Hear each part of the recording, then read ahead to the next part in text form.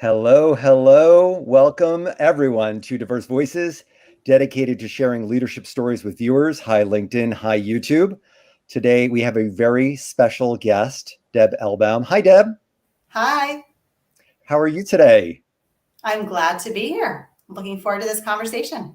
As are we. So, for our audience, Deb Elbaum is an executive and leadership development coach who guides people to think and act calmly and confidently. Her coaching approach combines neuroscience, leadership models, somatic awareness, and measurable action planning. And what I love about this conversation today is I remember taking science classes in high school and a bit of college, and probably have read a few interesting articles in the Atlantic and Wired since, but my relationship to science is perhaps a little bit removed, maybe closer in the last 18 months than it had been. But today we'll talk about how our brain influences how we interact with people. So Deb, I'm very distant from science. Can you expand on that? Does that feel right? Yes, we all have brains in our head, and our brain has two basic modes of operating. Our brain can be in effective thinking mode, calm, confident, clear thinking mode, or our brain can be in ineffective thinking mode, stressed out, angry, worried, overwhelmed mode. Hmm. And the mode that our brain is in creates our reality, creates what we say, what we ask, what we do, what we don't do in our relationships and in our life. I love that. You said something the other day, which is making me think like the marketer who I will never step away from, the marketer in me, loved your language of my focus of coaching is on empowering the world one brain at a time. So I think that I love the way that encapsulates Yes. we are active participants in every conversation. Our intentionality and leveraging basically our neurochemical stimuli and our intentionality can be really, we can use that as a force for good to have more productive conversations. And as a coach, I often think about the questions we ask. And there's an element that what you're sharing today, which talks to targeting the brain to get the feedback that you want. So we Yes.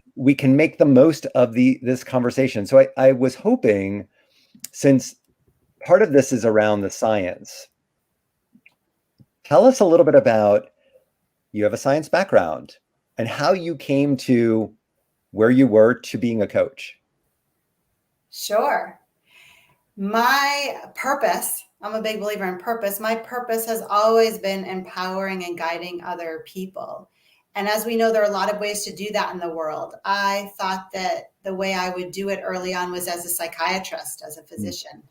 And so went to medical school, graduated medical school, started my psychiatry training, and then realized it wasn't exactly what I wanted to do. And so I pivoted and built a business doing medical writing, translating complex information into easy to understand lay language, which is what we do as coaches. And although that business was fine, it lacked purpose. Like I said, I'm a big believer that we get to connect to the purpose in what we do. And so a number of years ago, I networked and explored all the different ways I could support people. And when I learned about coaching, it was as if a big light bulb in the sky suddenly turned on. And I said, oh my gosh, that's what I want to do. So here I am as a coach. I'm a certified coach. I'm a certified neuroscience coach, which means that I get to talk with people and organizations and teams about how to think effectively, how to think and communicate effectively with each other. I'm so intrigued by that because I think there's this element of questions that so many of us engage in, and it's exciting to hear how you've grown in your journey to being intentional around that element of science for better conversations. When you're coaching some of your clients, how often are you talking about the science component with them rather than the coaching component. Not that they're separate items, but I'm trying to process a little bit of the overlap and where your process may be a little different. Mm-hmm, mm-hmm. I believe in grounding things in science because as coaches, we often make suggestions, try this, do that, and people might try it or might not. When we have that scientific foundation, it gives people more confidence to try something different, to be intentional about something. I do like to ground what I talk about in science. And one of the concepts that I share with people a lot is that of our prefrontal cortex. And I always put my hand on my forehead because it's that part of the brain right behind the forehead. So I do this a lot in coaching to remind us that we have a prefrontal cortex, that part of our brain behind our forehead. And that's the part of our brain that lets us think effectively and resiliently and leader-like and inclusively. And because it has certain ways of thinking. So when our prefrontal cortex is fully engaged, it lets us make intentional choices. It lets us see a whole range of choices, to assess all of the potential choices and to choose accurately and intentionally. It lets us see long-term, make long-term goals, set long-term goals looking into the future. It lets us, and this is especially important for being an inclusive leader, is it lets us see other people's perspectives. Our prefrontal cortex is that part of our brain that lets us have empathy and step into someone else's shoes, which is really important as a leader. And lastly, it lets us delay gratification. To have some self-control. Oh, and forgot one more, abstract concepts like values and purpose. So really important ways of thinking, and we need those ways of thinking to be an effective colleague, effective manager, effective leader. And so what is it that we can do to help our brains engage that way of thinking and lead and show up in the way we want to? And one of the tools I talk about a lot, you're probably going to pivot to this, is questions. Oh, I love it. We're on the same, we are not sharing one mind, but we're on a similar wavelength. Synchrony, we say. Which is so good because I think about when we're asking intentional questions for more productive conversations, there's got to be a science to targeted questions. And I think about when I've asked basically a question that doesn't get me where I need to go. There are times when we are engaging with others where we need to ask sideways conversations so they're more open or addressing a political space, and other instances where when I was working with a client and trying to understand where they are, asking a very direct question to try to get a direct answer. I need to understand this so we can move forward. So there's a lot of, I'm sure there's no perfect question, but help me understand the science of targeted questions.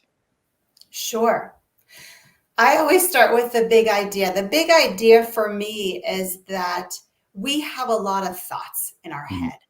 And our thoughts do not have a will of their own. They're waiting for us to direct them. And if we want to be thinking positively and collaboratively, then we want to direct our thoughts and direct our questions in a certain direction. But what's the direction we want to direct them? And it depends what the goal of a conversation is. And that's where I would come back to when I talk with my clients. It's always thinking about, what's your goal in this conversation? There are basically two big types of questions. There's closed questions and open-ended questions. The closed questions are questions that can be answered with a yes or no. Do you have any questions for me? Yes or no. Is this clear? Yes or no. They're closed questions. Are you ready for dinner? Did you pay me? A lot of closed questions. And sometimes you're right. We do need to ask a closed question. There's some data or some confirmation we're needing. However, what I say the opportunity is with the open-ended questions.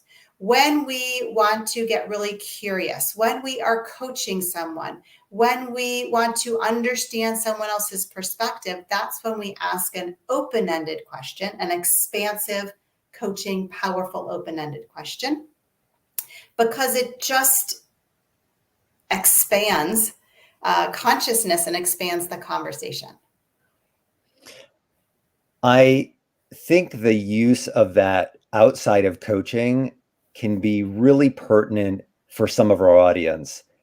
For example, for those in our audience who may be in a space where they need to ideate or create or strategize, a question that may fit along those lines is, in what ways could we look at this problem? In what ways could we think of this audience? How might our partners receive this information? So it allows, what I'm hearing is it allows others the space to talk about interesting ideas. They could approach it positive, negative, neutral, any series of emotions to help the balance of the participants to get more contextual information, richer data, richer input that allows them to appreciate a deeper level of that audience, of that stakeholder, for lack of a better term. So I love this type of question because there may be coaches in our audience who are watching today who have some questions around that. But I think for those of us who may not be a coach or maybe a young coach new in our experience, where can we in our day-to-day lives ask the types of questions that give the breadth and depth of conversation so there's more that we can learn? I'm really curious, when we talk about targeted questions, where do people often make mistakes? So when you're coaching someone and they're like, oh, I asked this question, what are the common mistakes people make, and where can they course correct even from day one? Yes. Two big areas where people make mistakes. One, I'll say, is asking a closed question when an open-ended question would be more helpful. For example, it's a very common mistake that at the end of a meeting, people say, so is everyone clear on next steps? And what do people say? People say, yeah, because nobody wants to say no. And you really don't know what people are taking from a meeting. You're not really clear about other people's clarity. Might be better to use an open-ended question. What's your takeaway from our meeting?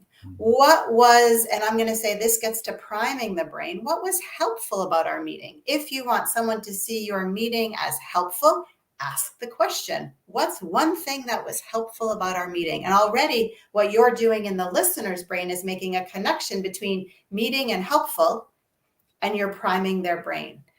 I also really like the phrase, what's one thing? What's one thing you're taking? What's one thing you're going to do? What's one thing that's clear? What's one thing that's not clear? So mistake number one is to ask a closed question when you really want the information that you're going to get by asking an open-ended question. Number one. Number two is the mindset through which you ask questions. When we ask questions, we're in a mindset. And sometimes we're in a mindset of, I know the answer already. I want them to say what I'm thinking. That's not so helpful for an open conversation. And really important to have a curiosity mindset.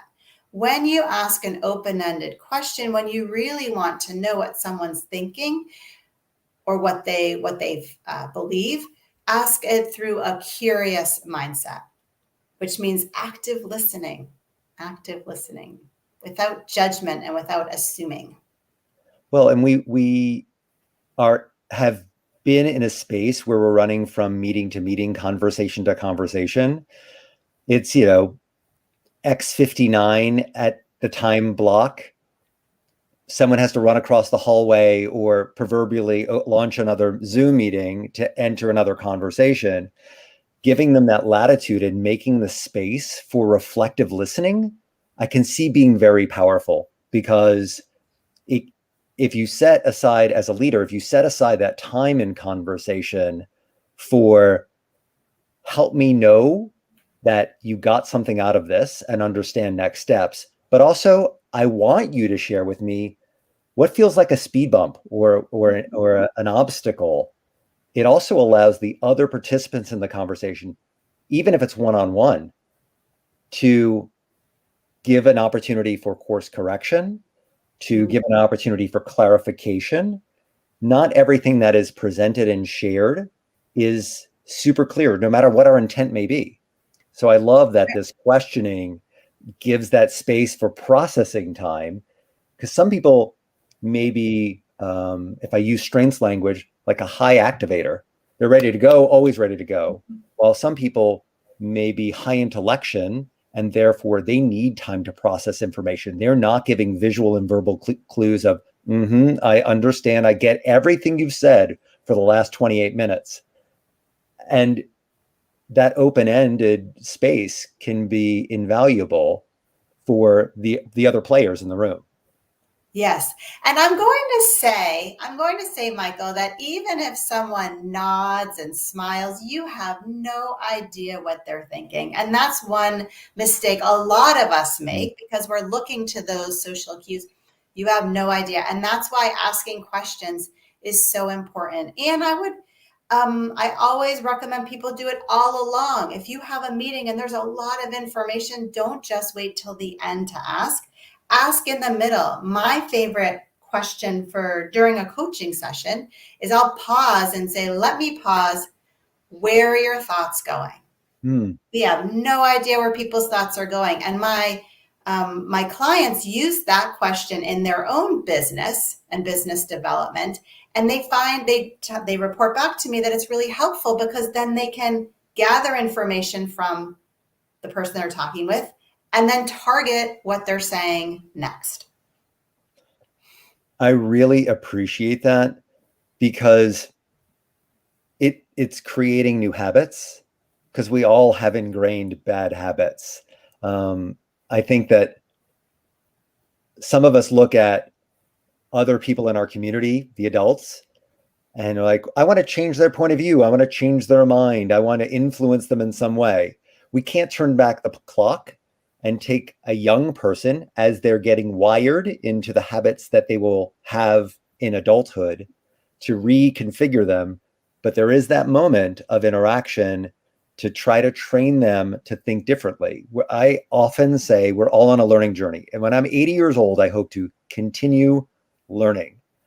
And what you've shared is you can give your clients through neuroscience quick takeaways that they can act on immediately and build new habits. So they're reflecting and reflexing in those moments of, every meeting I'm going to ask this one question just to see how it changes my conversations. Exactly. It's all about, the word for building new habits and new brain pathways is neuroplasticity. That means the ability to build those new brain connections throughout our lives that represent new thoughts and new behaviors. Neuroplasticity. And coming back to what you said, that life is an experiment. We get to try things to see what happens. So I invite my clients, try this one question, just like you said, and see what it's like, see what it was like for you, see what it was like for the other person. We have a couple of people in our audience. I'm looking at some of the chat where we're getting some Okay. latitude and appreciation for the conversation. David and some of the others in the audience who work with a lot of leaders, I think there's an opportunity for you and us to engage with Deb at this time around what are the challenges you're seeing with some of your leaders where they're not able to take those next steps, where you're coaching others or engaging others. Because Deb, I think that's an opportunity for our listeners, and I'm really intrigued. What are some simple tools I can use? You've given me asking open-ended questions, asking better questions, giving people the space to answer and listen in the moment. Where are we? I really appreciate that. Are there other tools that you would like people to really make sure they come away with, that they can start using today? Yes, I'll share with you my two favorite coaching open-ended questions. If you said to me, Deb, you can only have two questions to use, these would be my questions. And these are the questions to use. So I'm sharing them today because we live in a very stressful time. There are many sources of stress Mm-hmm. in our communities, in our organizations, in the world. And when we feel overwhelmed, when we feel uncertain, when we feel out of control, these are the two questions to ask yourself or ask someone else. One, what is not in my control? And two, what is in my control? We always start with the what's not in my control because we tend to put a lot of energy to the things that are not in our control, and it drains us. It drains us, as exhausts. It's not a use of our best brain power. Getting really clear what's not in my control, then we move on to what is in my control. And there's always more in our control than we think. It might be a little thing, it might be a big thing. So questions for you, what's in my control, what's not in my control, and for other people when you're working and talking with other people and something's feeling overwhelming or something's feeling aggravating or something's feeling unclear, those are my go-to questions. So those questions, which I love and I've put on the screen for our audience, are not only pieces I can have in my head as I'm processing the conversation, but I can ask out loud to Yes. my colleague and say, I've been talking a lot. There's a lot of words. There's a lot of, we've had a healthy conversation. Where we are right now, what really feels like it's in your control? Great. I can start working on X, Y, and Z. Okay. What feels like it's out of your control? Well, I really need other people's partnership in this way. Okay.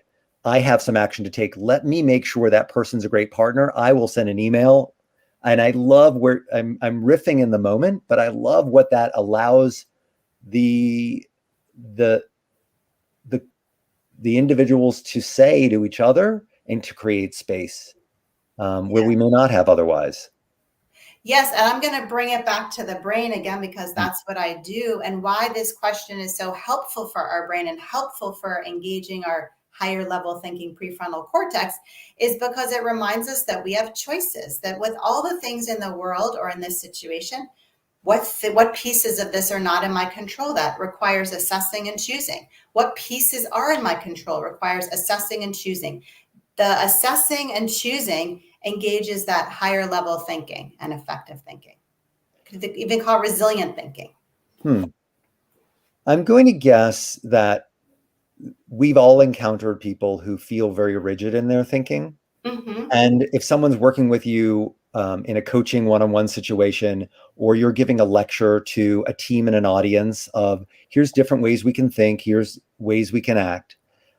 Have there been moments where um, people have challenged you in such a way that your immediate thought was, okay, I've got a really rigid person in the room. Now, with a one-on-one conversation, they're actively participating. So my hope would be they want to find ways of engaging differently and getting more out of every conversation.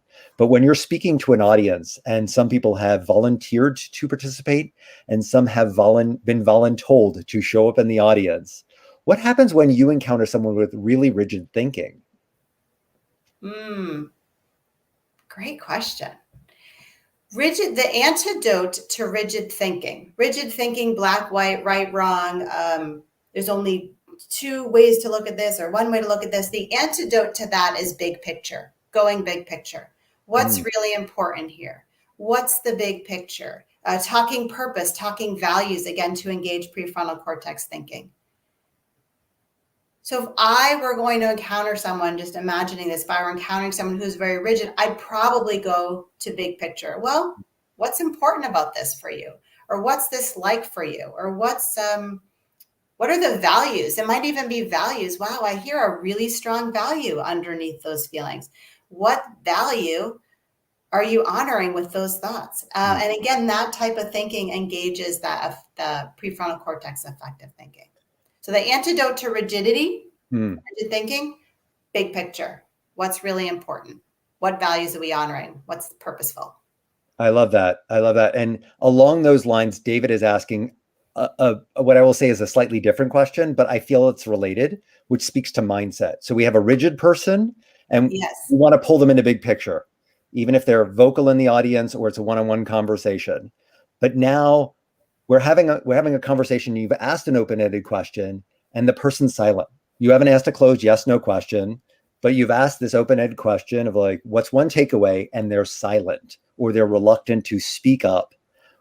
Any ways you can help David and the audience to understand? Yes, great question, David. It's all about setting the context. First of all, to have the back and forth with the open-ended questions requires some level of trust, some level of feeling comfortable and safe. And if you're going to do something different, suppose you have a relationship with someone and you never ask open-ended questions, and now you go in there and you ask an open-ended question and there's silence, you need to give context and preface it and lay the what do I want to say? Tell people why you're doing what you're doing. I would say to someone, I'm going to ask you an open-ended question because I heard this coach talk about it on LinkedIn Live, or because I read about it. And so I'm going to ask the question to see what happens, to see what's different. Can we try this? To get that buy-in, that agreement that someone's going to try something. It's an experiment. That's one thing I would do. Lay the context, tell someone why you're doing what you're doing. Second is I would make a fun question or an easy to answer question. If we were, and I like the word if we were going to X, Y, and Z, if we were going to innovate the heck out of this, what comes to mind? So those if questions lets it in your brain a little bit more to answer it versus feeling like you have to be perfect and have the right answer. If we were going to do this, what's one idea? And then that brings me to that third phrase, the what's one thing. If you're asking a question and someone is quiet, back up a little bit and ask, well, what's one thing? What's one idea? What's one question? What's one, who's one person? What's one speed bump, like you said? I love what we can take away from that. I think there's an element of how I start to immediately ideate and process how I could use that in a conversation, a one-on-one conversation. But I also think about where that powerful question gives latitude to the introverts, the quiet, the reserved in the moment in the room. So one element I strive to coach people on or mentor others is we don't want to call out others in the room in a very negative way, right? We don't want to thrash or admonish others in a room. Right. It creates a bad dynamic. It's a power play. I mean, if you have to use it sparingly and be careful of what you wish for. But I think the other aspect of that is for those who are really quiet, they may not be the first person to answer a question. So knowing to call on the more vocal first of, if we were to do this, if we were to dream a little bit, what could we do? You know, person X, I see you a little excited in your chair. Can you give me an answer? So we're leveraging that energy and creating a dynamic. And then we're like, or I can say, I'm going to call on David first. And then Deb and Jamal, I'm going to call on you next. It lets people prime their brains too of, okay, I have to have an answer ready. I'm curious about that for two reasons. One is I love that in one way I've prepared someone to give me an answer, but I may have also created the impediment where they're not listening to Bob's answer. What do you think about that type of framing or phrasing or approach within a room? Pro, con, experiment? I usually use the think, pair, share education model. If I'm going to offer up a question, I might invite everyone to write some of their thoughts down for people to gather their thoughts. And that's a way for people to do that. And then people can share either as a group or share in smaller groups. Many people feel comfortable in smaller groups. So there's lots of ways that people process and recognizing that. That's great. So if one of our viewers were presenting to a room of 20, a big idea, a big movement, even if it was a brainstorming session or whatever it may have been, starting with write your, I would like to know one takeaway, one thing you learned from this conversation, I'd like everyone to just take a piece of paper and write it down. Yes. And then offer to share and email me afterwards. So you're creating more conversation, because 20 people in a room can be overwhelming and people can start running over each other. They feel like they're not being additive. So I like that you're giving them the space to process versus verbalizing immediately. That's a great habit and tool. Yes, and people are doing really creative things in our virtual world. You could have, I'm imagining you could have people write down a word or two and then use some sort of application to make a word cloud or a Wordle with everyone's word that shows up. There are a lot of fun things you could do with that. Yeah, I really appreciate that you brought the virtual into it. When I'm hosting workshops or our team is hosting workshops, we try to end on what's one word.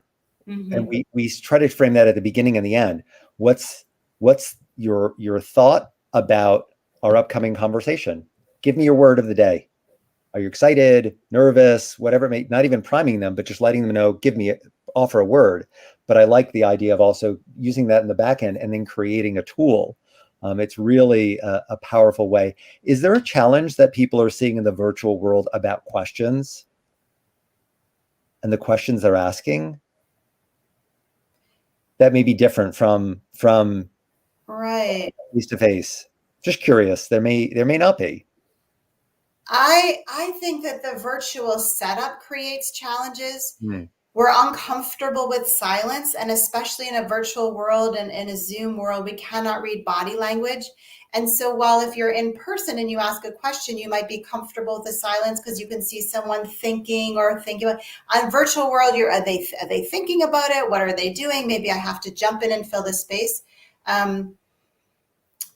So awareness of giving people space to answer and not filling in the silences is something to really think about. I appreciate that. That's wonderful. I think this has been a great conversation. I now want to grab a really big college textbook on neuroscience and start reading. That may not be the best place for me to start. Is there something for those of us who like to continue our education where we can find some easily accessible, non-graduate level reading Yes. on the brain? Yes, there are a few go-to places. One is Dr. Lisa Feldman Barrett, who is at Northeastern University in Boston. She has a website, lisafeldmanbarrett.com, 2 R's, 2 T's, and tons of articles and videos about the brain, about emotions specifically, which we didn't even touch on. She has a book, 7.5 Lessons About the Brain, which is a short read, which is a wonderful. I always point to her. Great place to start. Fantastic. Well, I put that on the screen. lisafeldmanbarrett.com. I will fix that because I have made an error. That's great. Okay, everyone. So Lisa Feldman Barrett, just as a resource for you to start leveraging what you've learned today. Sure. Learn a little bit more about neuroscience in the brain. This has been wonderful. Deb, thank you for spending a little bit of time with us today. This has been a very rich learning experience for me, and I look forward to asking open-ended questions. One takeaway for me is that I have a lot to learn about the brain. Excellent. Thank you so much, Michael. Thanks for such an engaging and thoughtful discussion. I appreciate it. Truly a pleasure. And for our audience, thank you for joining us. Deb, enjoy the rest of the day and be well. Thanks.